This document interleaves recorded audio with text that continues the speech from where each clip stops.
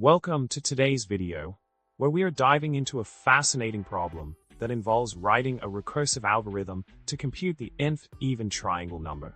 The challenge here is to ensure that the algorithm returns the next even triangle number if the current one is odd. Let's explore this problem further to understand why the initial approach did not yield the expected results. In the initial solution provided, the recursive call within the even_triangle function was the culprit behind the repeated values. By simply returning the result of even_triangle in +1, when the current value is odd, the algorithm ended up producing duplicate values instead of the next even triangle number. This oversight highlights the importance of carefully structuring recursive calls to avoid such unintended outcomes.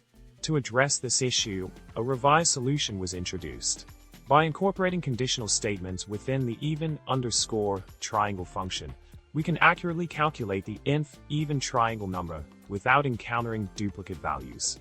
The updated approach effectively differentiates between cases where the current value is the first or second in a pair of even triangle numbers, allowing for the correct computation of a sequence.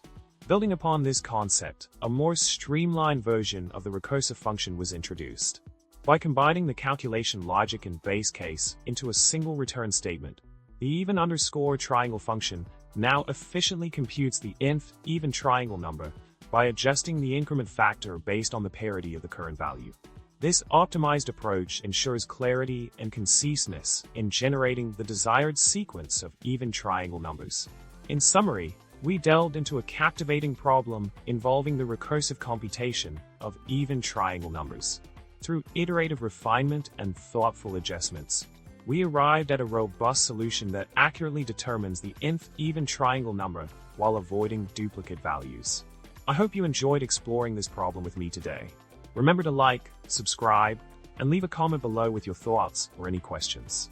Stay curious and keep exploring new challenges. See you in the next video.